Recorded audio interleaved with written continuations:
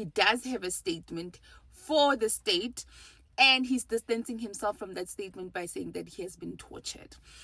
Now, it doesn't make sense why this witness has been called to assist Ntanzi's case, because he has said nothing so far in terms of where Ntanzi was on the 26th. He has said nothing about the lobola. He has said nothing about his leave. He has said nothing on the evidence that has been presented by Ntanzi, making him a very useless witness so far for Ntanzi, right? He still has another day today, so things might change. He might get into more evidence, but so far he has done nothing to assist Ntanzi. Let's, however, look at some of his evidence.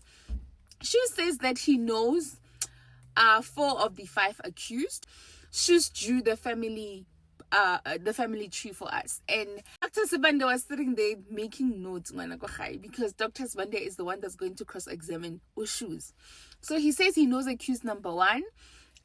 Accused number 1's father was raised by his father, by Zondo's father, right? And this is before Muzi was ever a thought. This is before Muzi's father actually met Muzi's mother, and then eventually they meet Muzi's mother and father, and then they have Muzi, and Muzi has known Mr. Zondo since. Then when it comes to Ntanzi, he says Ntanzi is from the hood. He went to school, they matriculated together, and after matriculating, I then assisted Ntanzi to get a job because Ntanzi had the qualification required for that specific post that I was planning. So he was planning people for that particular post, and he took Ntanzi because Ntanzi had the experience. He says when it comes to accused number 3, he does not know him. Accused number 4, however, he says they grew up, they are from the same area. It's just that their sections are divided by a river, so they live very close to each other. They in fact go to the same tuck shop. They use the same spicer shop. He also says that accused number 4's aunt is married to his uncle, so they're actually related, right? And then when it comes to accused number 5, he says that, well, accused number 5, but accused number 5 is from Zondo's mother's side, the Zungu side. That's how he relates to accused number 5.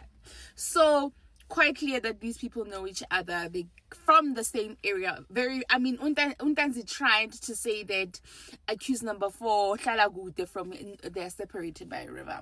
They use the same store child. So not that far, actually. He also says that Ntanzi has entire qualifications. Ntanzi ukene isikolo, so he is a learned friend. So Zonda speaks about the fact that he was tortured. He says that he receives a call from policeman common with Ntanzi's testimony. And he says that this policeman now asks for his address, common with Ntanzi's testimony. And then he says that, I did not give this person my address because I did not trust them. I said, let's meet at the police station, common with Bab Zungu. So, and then they get to the police station. He doesn't pitch. But guess what? That policeman calls Zondo back and says that, I had car issues. Can you give me your address? I'll come to your house. All of a sudden, now Zondo trusts. And Zondo gives this guy his address. But he says that I don't give him my room number. I just give him the address. Did the police not show up to his door, kicking and screaming and saying, "Funa wena baba"? They show up there with a plastic full of books. I don't know if it's books or letters in Nwati. So I don't know, Nwati letter, Nwati books. I don't know. But they show up, they kick chairs, they kick bedrooms, Gwabini's evidence, and then they ask for a safe, and then a gun appears, Gwabini's evidence. But however, he's got his papers and licensing. He shows them, they put the gun back, and they say, you are coming with us. Why am I coming with you? And they say, no, we have some questions to ask you. They put him in the car. Now they put cuffs on him. Why are you putting cuffs on me? They're saying that when you've been visiting accused number 4, Mapisa, and you've been bringing him food, and you're visiting him with your Ranex. And then he's like, no, I don't even know where the man is. Then bamshaya, bamfaki plastic. The plastic is back. And then they also kick him in the car. And my question is like, why are you getting beat up? Are you getting beat up because you are saying you never visited accused number 4? And where's the crime with you visiting accused number 4? And then they tell him ukuthi wena ufuna ukuphikisana nezinto zabelungu.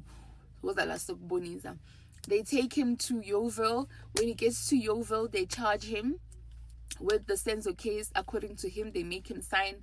And he says this thing that they made him sign, he didn't look at it. It's only when he was in the cell with his abafethu bakhe, abafowethu.